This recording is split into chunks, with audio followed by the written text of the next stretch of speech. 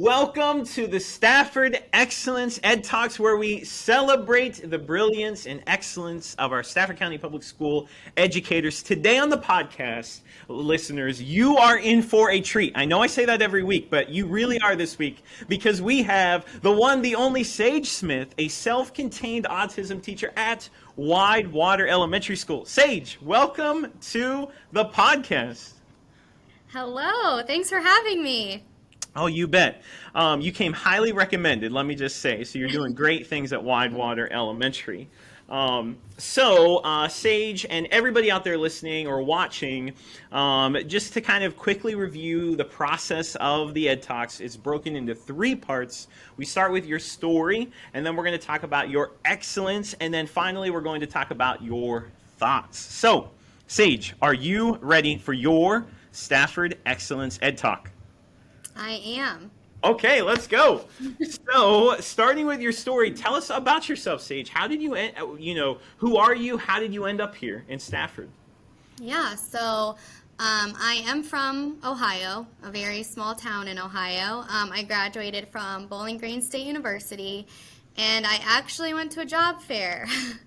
And I didn't really want to leave the area, but someone from Stafford County had an opening at the first slot, and they convinced me to have an interview, and I was like, I don't want to live near DC. I don't want to live in a city. And he was like, just try it out. And I'm like, okay, fine. And so after the interview, I was like, I have to come see it first. So then central office was right on it. They set up a lot of interviews and everything. And then I took a trip down here, and I interviewed at 6 different schools, and I got to see a lot of different environments.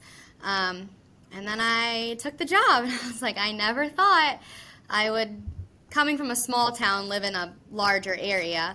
But this is my 6th year, and I haven't left yet, and I love it. So that's how I ended up here.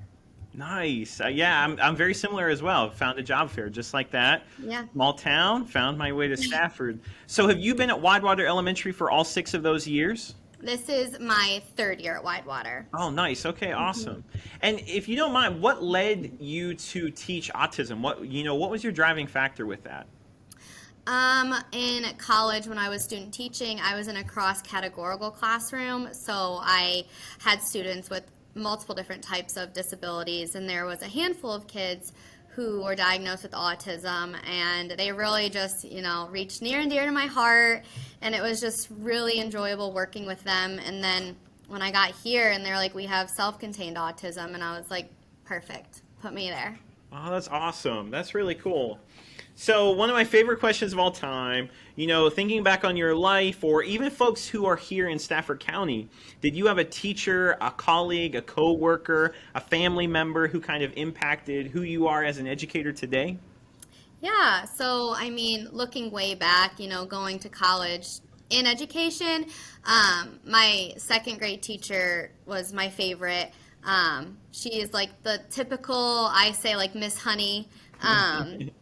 And she's just the sweetest, so she really made me want to pick education. And then going through just working with my mentor teacher in student teaching, she really showed me different ways and strategies, and just her drive. And then here in Stafford, actually, Kelly Webb, she was my mentor teacher my very first year, and I've got to work with her as she's moved up all the way. And she's really, just watching her drive and how she works with those kids, it's really made me take another look at my teaching and make sure I'm really doing the best that I can. So I've really learned a lot from her. Oh, that's awesome. That's awesome. Yeah, we learn so much when we, especially from our mentors and those around us, and it just makes everything awesome and better. Yes. So moving on to your excellence, it is clear, Saige, that you are Stafford County excellence. The work that you're doing every single day for the students of Widewater Elementary.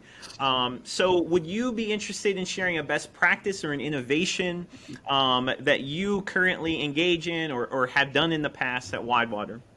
Yeah.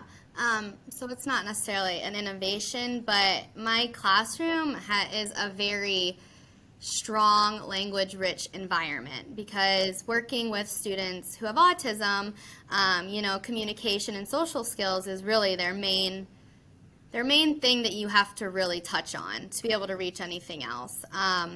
So I have a language-rich environment which allows for communication to happen at truly all times of the day. You know, it sets them up to learn how to communicate and advocate for themselves, really, in times of need, and just how to communicate.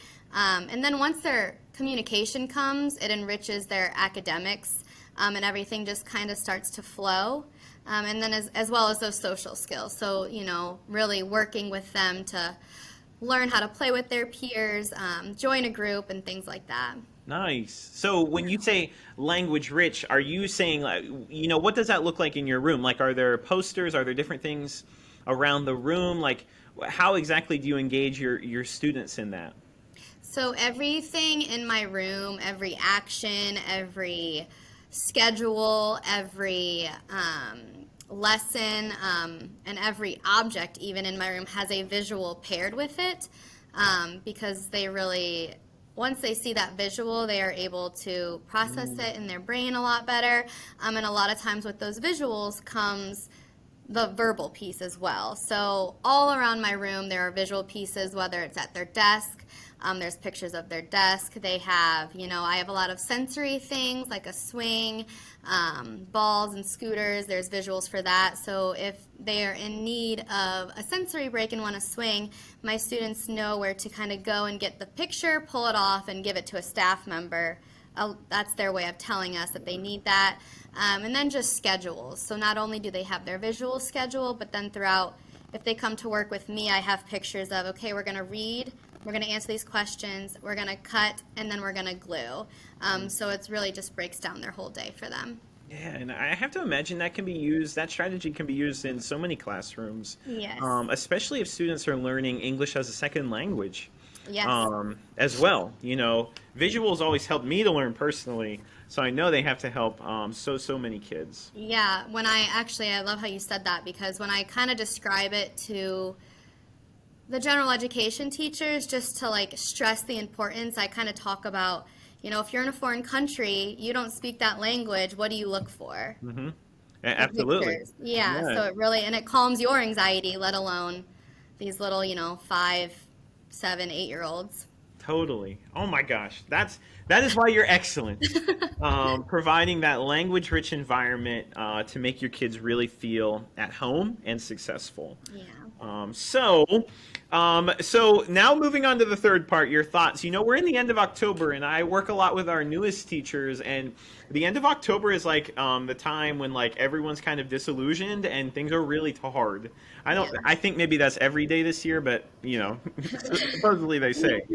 So tell me about your experience through the pandemic working with your students. Can you give us a little bit of insight into that? Yeah. So just taking it all the way back to shut down, it was like, whoa, you know, as everyone's first reaction is, what do we do here? But then as classes, you know, we're starting to meet with kids and kind of able to teach those lessons off the very basics of, okay, this is what we're going to do. You know, everyone's going to have the same Google slide, whether it's kindergarten through 5th grade. It was still kind of really hard for me because my students require a lot of hands-on activities, and being able to sit and attend to a task for multiple minutes is really hard. So in the classroom, we have that flexibility to be able to meet their needs in different ways. So that was very stressful to start when we were at home, when all the schools were shut down. And then coming back, I was actually very thankful that Stafford County, you know, if the data could prove it, that online learning wasn't going to be successful for them, they were able to come into the classroom. So I was able to prove for most of my students, you know, that they needed to be in school and why they needed to be here. And it was kind of a blessing in a sense that, because for the longest time, we were the only class in the whole building. And a lot of things that stress out my students, like transitions, going to their gen ed class with 20 other kids, specials, that wasn't there, so that was taken away. Wow. And in a sense, that was kind of like a blessing for my class, because we really got to hone in and focus on, you know, those other things that are really important as well, like communication, social skills, and just being able to learn in an environment that doesn't get interrupted at all times of the day. Yeah. Because, when school's in session, our doors are just revolving, whether Yeah. it's the speech path, OT, a gen ed teacher, just all these supports, which are great supports that are coming in and out. But when no one is there, we were able to focus on a lot of things. And I did see a lot of growth in my students. So I was very thankful that Stafford County was able to maintain, a safe and healthy environment for them and allowing them to come in. And just looking back at that now, because most of my kids were in, it did relieve a lot of their anxiety coming back this year, because elementary did slowly come back into session, whereas middle and high school were kind of still on the virtual at the end of last year. But it's still hard now because, there is still a lot of just wearing that mask. That's a little stressful for them because Absolutely. and they're not really seeing people's facial expressions, which is really hard because when you're teaching communication and social skills, reading someone's face is an important skill to have. So it's really just kind of working around that and transitioning, going in with everyone. It's hard because, our kids don't really understand the social distancing aspect. So really just teaching a lot of other things as well. But it's definitely been a stressful time, I think for teachers and students, because now you have to do all of these other things that, when I went to college weren't necessarily on your job description, but now it's okay, let's take a step back and reevaluate what needs to happen in order to stay, safe and healthy as well. Absolutely. And I love how you looked on the bright, you had some of the positivity when it first started and you were able to bring your students back. That I guess that has to be kind of a plus, because having the kids in the building, it's just so different. I don't know how to explain it. It was the same in the general classroom with my fifth graders. Same experience, so good stuff. Yeah, I mean, there's definitely, negatives as well, but I feel like everyone just hones in on the negatives. So looking at the positives is a nice way to keep it going. I know. Negativity loves company, and we don't want that. Yeah, right. But I did kind of have to talk to staff a little bit because, wearing a mask isn't always going to happen for our kids. And I just really, had to go back to explaining what if you couldn't speak and had a very hard time expressing your wants and needs and someone was coming at you with a cloth to put over your face. Absolutely. It's scary. Sure. And I had to kind of explain, their sensory needs. Some of them, they have to wear specific clothing because they don't like the touch of their skin, and things like that. So just really kind of talking about they're not wearing a mask because they're being defiant or they don't want to. And, kind of being the whole learning that it's not healthy is hard for them to grasp as well. Yeah. And just even putting on, hand sanitizer as soon as you step off the bus. Again, some of them don't like things on their hands. They don't like touching things. So it's really letting the staff know, okay, this kid's okay. This kid, you might really set them off. So you just have to be gentle. And I'm very thankful here at Widewater that all of the staff, they're amazing, and they will. And before they even do it, they're like, "Are you sure this is okay?" And I'm like, "Yes." And luckily now by October, they know all of our students, so it's great. Absolutely.